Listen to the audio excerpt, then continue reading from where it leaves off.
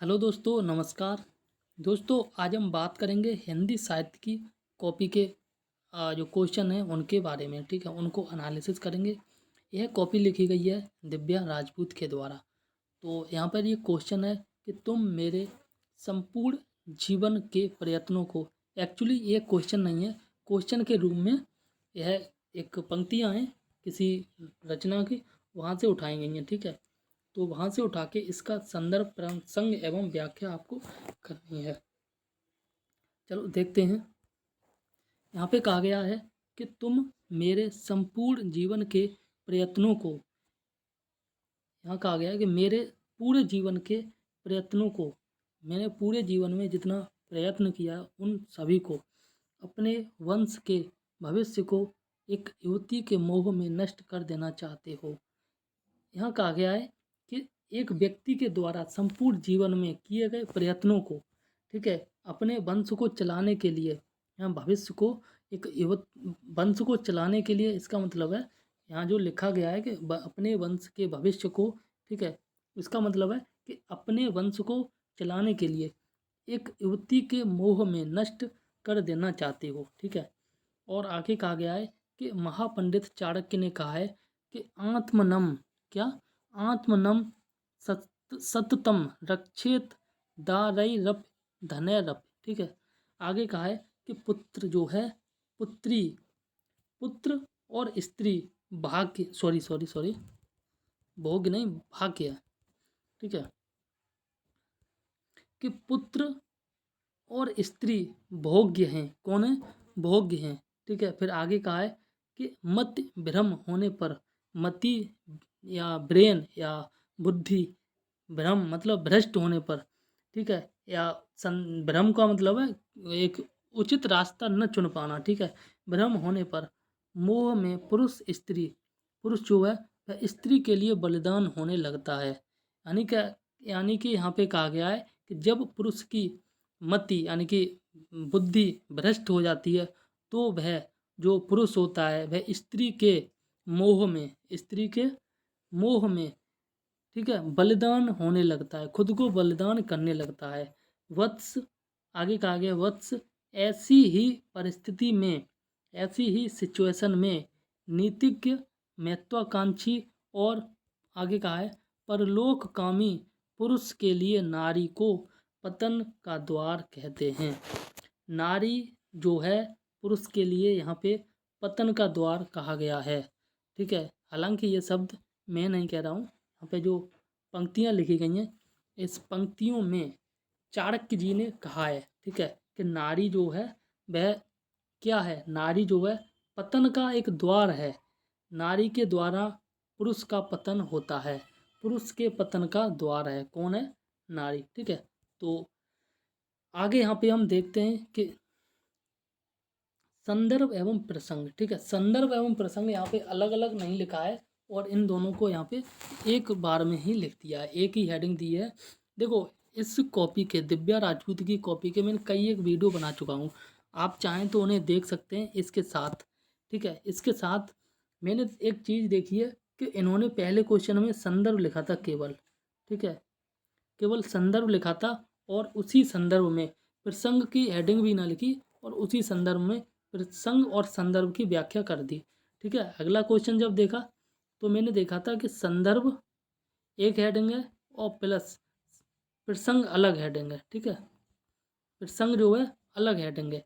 ठीक है, इसी प्रकार से जब एक और क्वेश्चन देखा, जैसा कि आप यहाँ देख सकते हैं, तो इस वाले क्वेश्चन में संदर्भ एवं प्रसंग साथ में लिखे गए हैं और उसके बाद एक्सप्लेन किया गया है। तो यहाँ कहने का मतलब ये है कि जब भी आप मेंस आंसर राइटिंग लिखें तो आपको कई एक पैराग्राफ दिए गए हैं जिसकी आपको संदर्भ एवं प्रसंग लिखा गया है।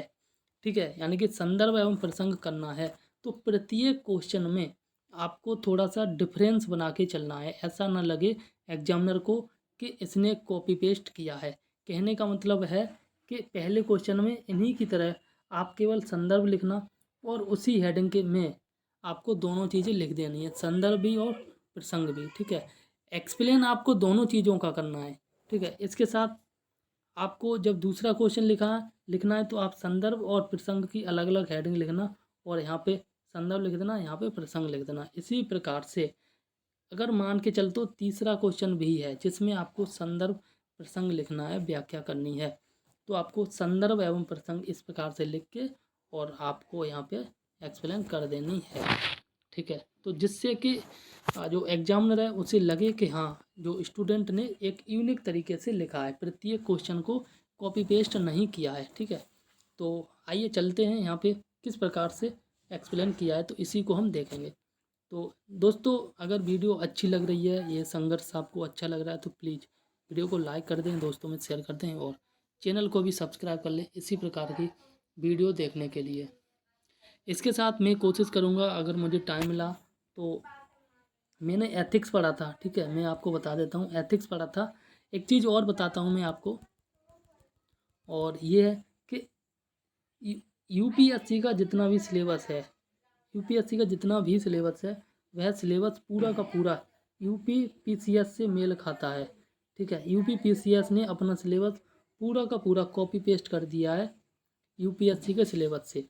तो वही मैं बताना चाह रहा हूँ कि मैंने एथिक्स कंप्लीट किया। ठीक है, तो एथिक्स जैसा कि मैंने 2-3 बार पढ़ लिया है, और मुझे काफ़ी ऐसा लगता है कि हाँ मैं पढ़ा सकता हूँ, बहुत अच्छे से नहीं तो एक एवरेज पढ़ा सकता हूँ। ठीक है, अगर कोशिश रही, समय मिला तो मैं कोशिश करूँगा कि एथिक्स की वीडियो लेके आऊँ आपके लिए। और इसके साथ अगर आप चाहें तो भी एथिक्स के जो मेरे नोट्स हैं वो आप भी ले सकते हैं। ठीक है, तो खैर ये बात की बात है, अभी इस पे हम बात करते हैं। तो यहाँ पे संदर्भ एवं प्रसंग लिखा गया है। ठीक है, और इसमें इन्होंने लिखा है कि प्रस्तुत गद्दा अवतरण, और एक चीज़ और आप याद रखना, गद्दा अवतरण इस प्रकार से ही लिखना आप, गद्य फिर अवतरण, अवतरण, या फिर कई बार हम ऐसे लिख देते हैं गद्य और उसी के पास में सटा के लिख दिए अवतरण। ये दोस्तों ग्रामेटिकल एरर है, और यहाँ पे आपके नंबर कट सकते हैं, तो ये गलती आपको नहीं करनी है। ठीक है, आपको इसी प्रकार से लिखना है गद्दा अवतरण, और यही उचित है, ग्रामेटिकल यही उचित है। तो आगे यहाँ पर कहा गया है कि प्रस्तुत गद्दा अवतरण प्रगतिवादी धारा के शिखर पुरुष यशपाल द्वारा रचित उनकी प्रसिद्ध कृति दिव्या से लिया गया है। देखो यहाँ पे क्या क्या लिखा गया है, यह जो रचना है वह गद्य है। ठीक है, यानी कि पद्य नहीं है, गद्य है। गद्य और पद्य में तो आप अच्छे से समझते ही होंगे क्या अंतर होता है। और जो यशपाल हैं वे प्रगतिवादी धारा के कवि हैं। ठीक है, वो भी लिख दिया है कि किस प्रकार के कवि हैं, और किसके द्वारा लिखा गया है, यशपाल के द्वारा लिखा गया है, और इस रचना का नाम क्या है, दिव्या। ठीक है, से लिया गया है। अब देखो इतना तो यहाँ तक, यहाँ से लेके यहाँ तक ये हो गया आपका संदर्भ, हेडिंग एक ही दी है। ठीक है, आप ध्यान से देना, आप ध्यान देना, और इसके साथ पैराग्राफ चेंज करके इन्होंने प्रसंग लिख दिया है। कहने का मतलब है हेडिंग दोनों एक ही लिखी है, और पैराग्राफ चेंज करके संदर्भ के बाद प्रसंग लिख दिया है। ठीक है, और प्रसंग में लिखा गया है कि इस प्रसंग में ये पंक्तियाँ प्रेस्त द्वारा प्रतुषेण से कही गई हैं। देखो संदर्भ के में जब हम लिखते हैं तो संदर्भ में लिखते हैं कि जो प्रस्तुत गद्यावतरण है, पंक्तियाँ हैं, वह किसके द्वारा लिखी गई हैं। ठीक है, और इसके साथ इन पंक्तियों का नाम क्या है, कहने का मतलब रचना है उसका नाम क्या है। ठीक है, दो चीज़ें लिखते हैं। इसके साथ जब हम प्रसंग लिखते हैं तो प्रसंग में कहानी का एक छोटा सा रूप लिखते हैं कि कहानी आखिर कहना क्या चाहती है, या कहानी में जो मुख्य पात्र हैं उनके बीच क्या आपस में संवाद हुआ है, या कुछ और प्रकार की कहानी है। ठीक है, तो वही यहाँ पे कहा गया है। अब यहाँ पे हम एक्सप्लेन देखते हैं इसकी व्याख्या, और व्याख्या यहाँ पे आप देख सकते हैं कि डब्बा में बंद है। ठीक है, तो प्रेस्त जो है, प्रेस्त जो है वह प्रतुसेन को समझाते हुए कहते हैं कि वह दिव्या के मोह में पड़कर, दिव्या यहाँ एक लड़की है, तो उसके मोह में पड़कर उनके जीवन के प्रयासों को व्यर्थ न करें। देखो यहाँ पर क्या है, मैं दोबारा बताता हूँ आपको, दो व्यक्ति हैं। ठीक है, और एक व्यक्ति का नाम है प्रेस्त और एक व्यक्ति का नाम है प्रतुसेन। जो पृथुसेन है वह दिव्या के मोह में पड़ा है, ठीक है, मोह में फंस गया है, ठीक है। और इसके साथ पृथुसेन को यहाँ पे समझाता है प्रेस्त, प्रेस्त समझाता है कि बेटा दिव्या के मोह में मत पड़, नहीं तो तेरी जिंदगी खत्म हो जाएगी, बर्बाद हो जाएगा। तो इसी प्रकार से यहाँ पर कहा गया है, प्रेस्त जो है वह पृथुसेन को समझाते हुए कहता है कि दिव्या के मोह में, दिव्या यहाँ पे लड़की है, उसके मोह में पड़कर उनके जीवन के प्रयासों को व्यर्थ न कर, ठीक है। इसके बाद आगे कहा गया है कि अपनी विचारधारा के पक्ष में वे चाणक्य का जीवन वाक्य दोहराते हैं। प्रेस्त जो है पृथुसेन को समझाता है यहाँ पे, और प्रेस्त एक एग्जाम्पल लेता है चाणक्य का। यहाँ पे चाणक्य की भी चर्चा की गई, हालांकि यहाँ चाणक्य नहीं है, चाणक्य के जीवन से एक उदाहरण लेते हुए उसे दोहराता है या समझाता है। और आगे यहाँ कहा गया है, समझाते हैं तथा बताते हैं कि बड़े बड़े विद्वान, कौन, बड़े बड़े विद्वान, बड़े बड़े सन्यासी इसी कारण से, किस कारण से, नारी के मोह के कारण, इसी कारण से नारी को पतन का मार्ग कहते हैं, ठीक है। किस कारण से, बड़े बड़े विद्वान लोग हैं वे भी।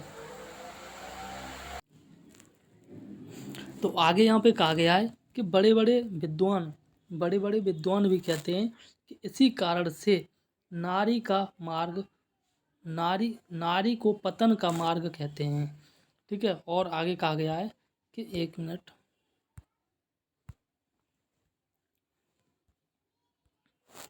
और आगे कहा गया है कि तथा जो व्यक्ति स्त्री के लिए अपना जीवन जो है उत्सर्ग करने का सोचता है वह भ्रमित है। यानी कि जो व्यक्ति, जो पुरुष स्त्री के लिए अपने जीवन को भी, उत्सर्ग का मतलब है ऐसे बलिदान करने को सोचता है, वह व्यक्ति भ्रमित है, ठीक है। और आगे विशेष दिया गया है, तो विशेष में यहाँ कहा गया है कि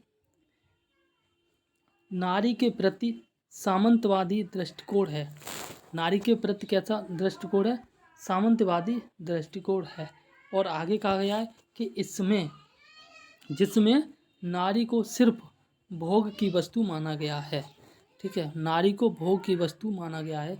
और यहाँ पे आगे कहा गया है कि चाणक्य के माध्यम से भी नारी की उपेक्षा की गई है।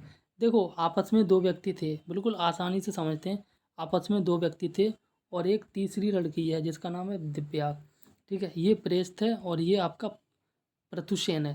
जो प्रेस्त है वह पृथुसेन को समझाता है कि हे पृथुसेन, जो ये प्रेस्त है पृथुसेन को समझाता है कि दिव्या के मोह में मत पड़, अगर तू पड़ गया तो तेरे जीवन का पतन होना शुरू हो जाएगा या पतन होना निश्चित है, ठीक है। ये तो समझाता है। इसके साथ जो ये पहला वाला व्यक्ति है, इस पहले वाले व्यक्ति ने एक एग्जाम्पल भी दिया है, वह चाणक्य का दिया है, ठीक है। बस इतनी सी कहानी है। तो आगे कहा गया है, और इसके साथ जो नारी है इसको भोग विलास की वस्तु समझा गया है, बताया गया है, ठीक है। आगे कहा है कि यशपाल नारी की समस्या को समग्रता में उभारने के लिए सभी दृष्टिकोण प्रस्तुत करना चाहते थे। और आगे कहा गया है कि प्रेस्त के माध्यम से उन्होंने भोगवादी दृष्टि 1 मिनट भोगवादी दृष्टि को प्रस्तुत किया है। तो दोस्तों, अगर वीडियो अच्छी लगी तो प्लीज़ वीडियो को लाइक करें, दोस्तों में शेयर करें और चैनल को भी सब्सक्राइब कर लें इसी प्रकार की और भी बहुत सारी वीडियो देखने के लिए। तो तब तक के लिए नमस्कार, जय हिंद। इसका अगला पोर्ट जल्दी लेके आएंगे, ठीक है।